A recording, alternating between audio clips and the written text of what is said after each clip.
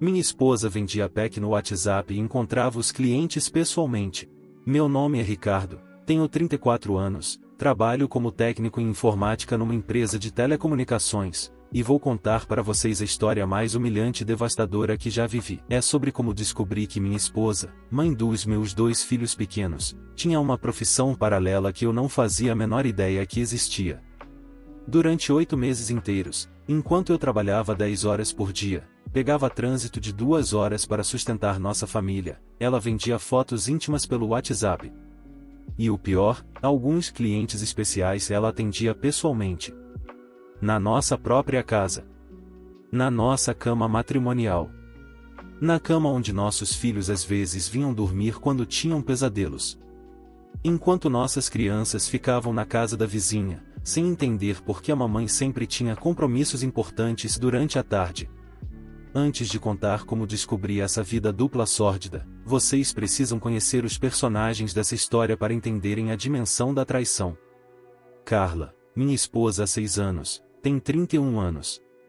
Sempre foi uma mulher vaidosa, extremamente ativa nas redes sociais, obcecada pela aparência física, mas eu jamais imaginei até onde ela era capaz de ir por dinheiro. Temos 2 crianças, e Sofia, nossa filha de 4 anos, uma menina esperta demais para a própria idade, e Miguel, nosso caçula de 2 anos, um garotinho carinhoso que ainda não entendia o que estava acontecendo ao redor dele. Carla sempre postava muito no Instagram, fotos malhando na academia, looks do dia com roupas caras, selfies provocantes no espelho do banheiro. Ela tinha quase 5.000 seguidores e estava sempre preocupada com curtidas e comentários. Eu achava natural, até incentivava. Minha esposa é linda, por que não mostrar? Pensava como um completo idiota, sem imaginar que aquelas fotos eram apenas a ponta do iceberg. Nossa relação sempre foi boa. Nos conhecemos numa festa de formatura há 7 anos, casamos depois de 1 ano de namoro, tivemos os filhos logo em seguida. Eu sempre fui um marido presente, carinhoso, nunca deixei faltar nada em casa. Trabalhava muito, sim, mas era para dar o melhor para minha família. No início deste ano, nossa situação financeira começou a apertar mais que o normal. A inflação disparou, os preços de tudo aumentaram, e eu, mesmo ganhando razoavelmente bem como técnico especializado, sentia o orçamento familiar ficando cada vez mais apertado. 2 crianças pequenas significam gastos enormes, creche particular para os 2, fraldas para o Miguel, roupas que eles crescem e não servem mais, médico, remédios, alimentação especial. Amor, preciso arrumar uma renda extra urgente, Carla me disse numa noite de março, após eu reclamar que teríamos que cortar alguns gastos. Claro, que tipo de trabalho você está pensando? Posso te ajudar a procurar algo. Precisa ser algo que eu possa fazer de casa, por causa das crianças. Não posso deixá-los em creche o dia inteiro. Achei perfeitamente compreensível. Mãe dedicada querendo ajudar nas despesas familiares sem prejudicar o cuidado com os filhos. Que homem não ficaria orgulhoso de uma esposa assim? Em abril, Carla começou a ficar muito mais tempo que o normal grudada no celular. E quando digo muito tempo, é muito tempo mesmo. Acordava checando mensagens, passava o dia respondendo coisas com aquele sorrisinho maroto que eu não via há tempos, digitando furiosamente, escondendo a tela automaticamente sempre que eu me aproximava ou uma das crianças chegava perto. Que conversa tão animada é essa, amor? Perguntei uma vez, genuinamente curioso e até um pouco ciumento. Ah, é só as meninas do grupo da academia. Você sabe como mulher é. Ficam falando de tudo. Fazia sentido. Carla tinha se matriculado numa academia há alguns meses e sempre comentava sobre as novas amigas que tinha feito lá. Também foi nessa época que ela começou a se arrumar muito mais. Lingeries caras e sensuais apareceram no guarda-roupa, roupas mais justas, maquiagens elaboradas mesmo para ficar em casa. Ela começou a fazer as unhas toda semana, cabelo no salão a cada 15 dias, tratamentos estéticos que eu nem sabia que existiam. Amor, de onde saiu o dinheiro para todas essas roupas íntimas novas? E esses tratamentos? Perguntei, sem desconfiança, apenas curioso sobre nossa situação financeira. Minha mãe me deu um dinheirinho no fim de semana. Disse que toda mulher casada precisa se cuidar para o marido. Ela respondeu sem hesitar. Só que não era aniversário da sogra, nem dela, nem qualquer data especial. E a sogra nunca foi de dar dinheiro para essas coisas. O mais estranho de tudo, Carla começou a ter dinheiro disponível. Dinheiro em espécie, notas de 50 e 100 reais que apareciam na carteira dela. Quando eu questionava de onde vinha, sempre tinha uma desculpa diferente e criativa: vendas de roupas usadas no Facebook, trabalhos de design freelancer, empréstimo da minha irmã, dinheiro que tinha guardado. Maio e junho passaram com essas estranhezas se intensificando. explicando. Carla estava diferente, mais confiante, mais vaidosa, gastando dinheiro que teoricamente não tínhamos. Mas eu estava trabalhando tanto, tão focado em resolver nossos problemas financeiros, que não conectei os pontos. Em junho, numa terça-feira que nunca vou esquecer, precisei usar urgentemente o notebook dela para terminar um projeto do trabalho. Meu computador tinha dado pau na placa-mãe e precisava entregar um relatório técnico até o final do dia. O notebook dela estava ali na mesa da cozinha, disponível. Posso usar seu notebook rapidinho, amor? O meu pifou e preciso terminar um negócio urgente do trabalho. Claro, pode usar, ela disse, mas notei uma hesitação estranha na voz. Quando liguei o aparelho e abri o navegador para acessar meu e-mail corporativo,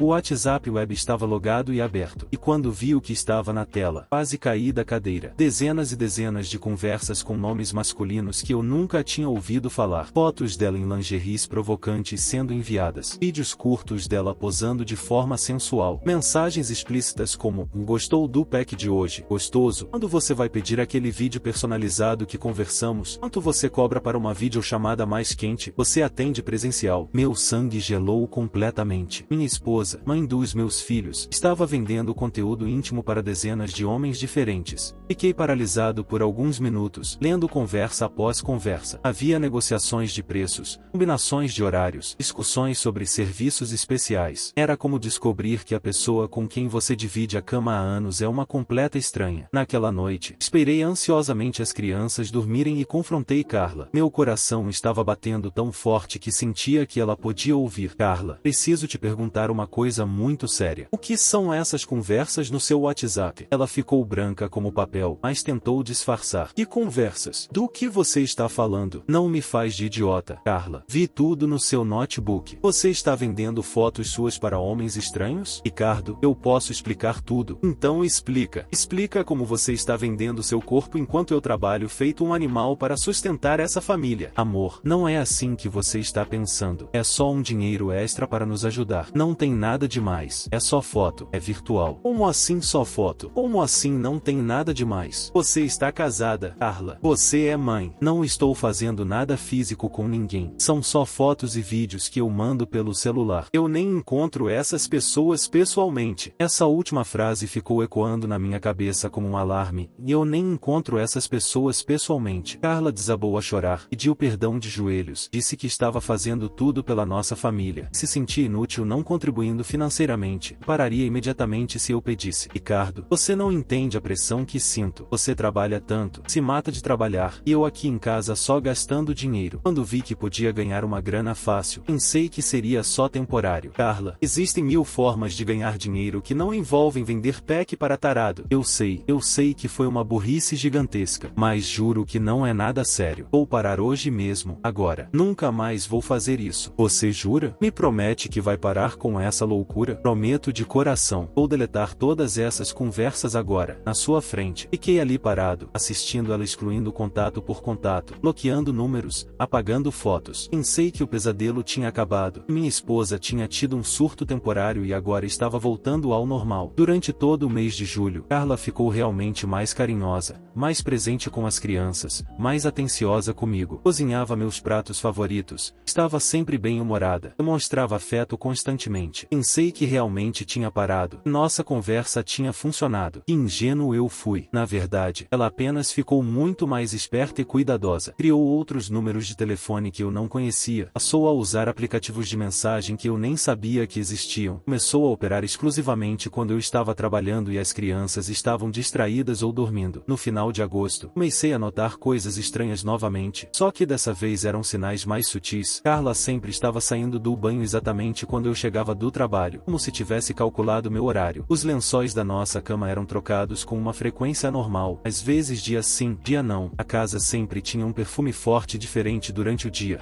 Eu só percebia quando chegava mais cedo. As crianças começaram a comentar casualmente sobre o tio que veio visitar a mamãe, o homem que trouxe chocolate, o senhor que falou com a mamãe no quarto. Quando eu perguntava para Carla sobre esses comentários das crianças, ela sempre tinha explicações prontas. Foi o técnico da internet, e um vendedor. Era o vizinho pedindo açúcar emprestado. 15 de setembro de 2023. Uma sexta-feira que mudou minha vida para sempre e que está gravada na minha memória como o dia em que meu mundo desabou. Eu estava trabalhando normalmente quando, por volta das 13 horas, meu chefe liberou toda a equipe mais cedo. Tinha sido uma semana puxada puxada de trabalho e ele decidiu dar uma folga para todo mundo. Pensei em fazer uma surpresa para a família, chegar em casa sem avisar e talvez levar todo mundo para comer pizza ou tomar sorvete. Cheguei em casa às 14h30 em ponto. O carro estava na garagem, sinal de que Carla estava em casa, mas as crianças não estavam. Depois descobri que ela sempre deixava na casa da Dona Conceição, nossa vizinha, quando tinha compromissos profissionais durante a tarde. Abri a porta da frente com minha chave, entrei silenciosamente para fazer a surpresa. Imediatamente ouvi sons vindo do nosso quarto, sons que qualquer homem casado reconhece instantaneamente, que fizeram meu estômago revirar. Barulho de cama balançando, gemidos, conversas baixas. Minha primeira reação foi de descrença total. Não pode ser o que estou pensando, murmurei comigo mesmo. Mas conforme me aproximei do corredor que leva ao quarto,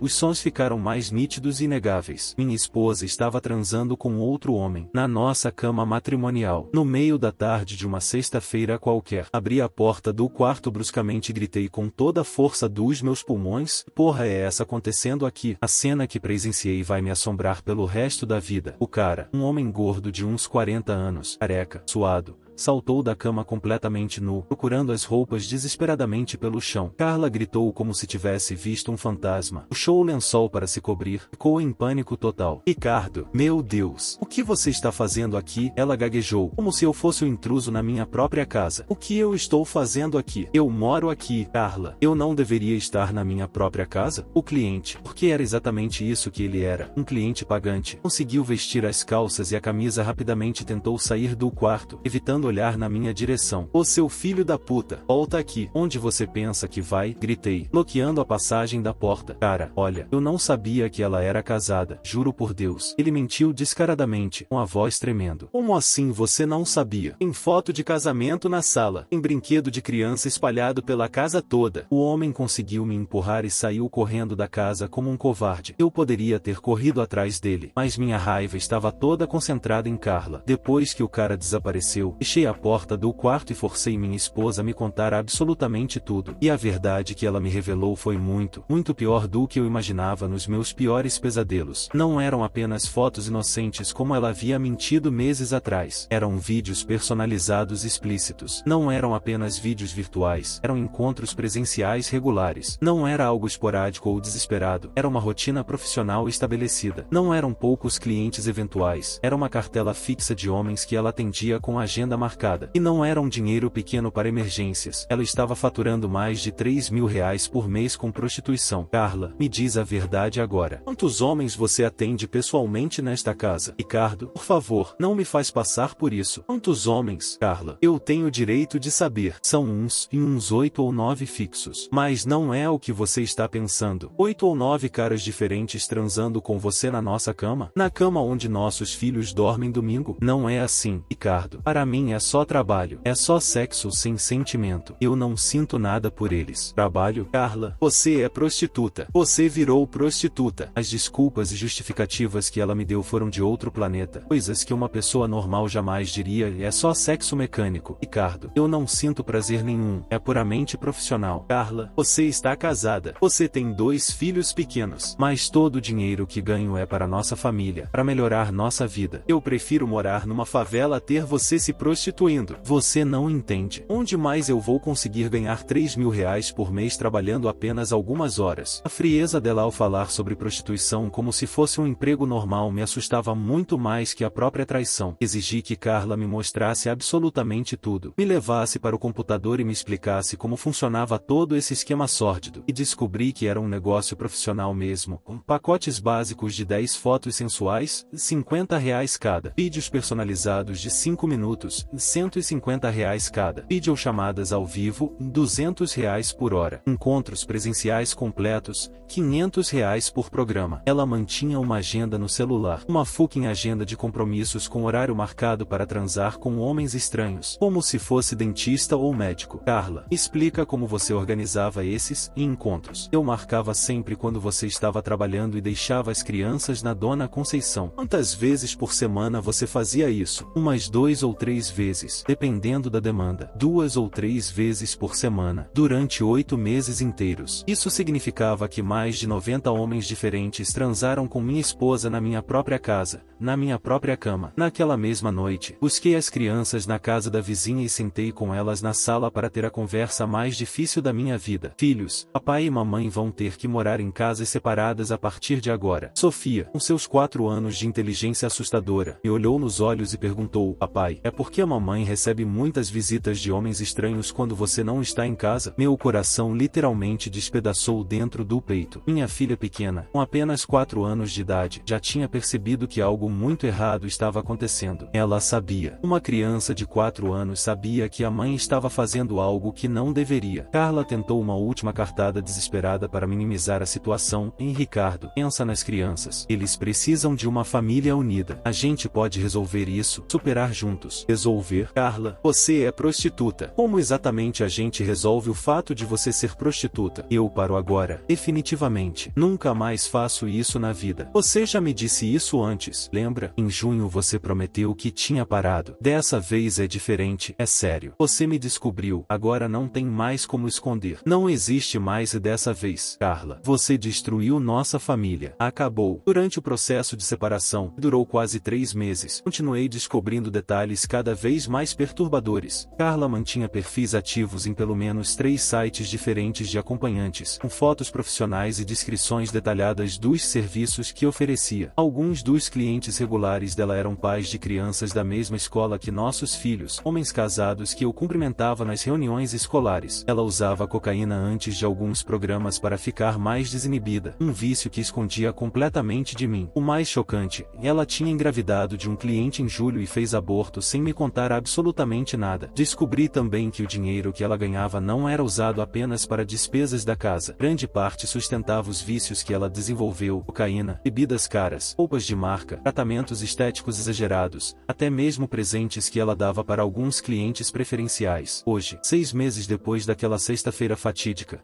estou reconstruindo minha vida completamente do zero. Consegui a guarda compartilhada das crianças na justiça, mas elas ficam comigo durante a maior parte da semana. Ironicamente, minha situação financeira melhorou significativamente depois da separação, já que não estou mais sustentando indiretamente os vícios e gastos excessivos dela. Faço terapia psicológica há 4 meses para lidar com o trauma de ter sido traído de forma tão sistemática e cruel. Ainda não consigo confiar completamente em ninguém, mas estou melhorando gradualmente. As crianças me perguntam constantemente por que a mamãe não mora mais com a gente, por que ela só visita nos fins de semana, por que papai fica triste às vezes. Como explicar para uma criança de 4 anos que a mãe dela é prostituta? Como explicar que a pessoa que deveria protegê-los transformou a casa da família num ponto de prostituição? Essa experiência devastadora me ensinou que algumas pessoas são capazes de viver duplas vidas completamente opostas sem demonstrar qualquer remorso ou culpa. Carla conseguia ser mãe carinhosa e dedicada de manhã, prostituta profissional à tarde, esposa amorosa à noite. Conseguia me beijar na boca e dizer "te amo" depois de ter transado com 2 ou 3 clientes durante o dia. O que mais me revolta, mais que a traição sexual em si, é a frieza calculista, o planejamento meticuloso, a capacidade de olhar nos meus olhos todos os dias sabendo exatamente o que estava fazendo, a forma como ela colocou nossos filhos em risco, deixando homens estranhos entrarem na nossa casa quando eles estavam por perto. Para quem está lendo essa história,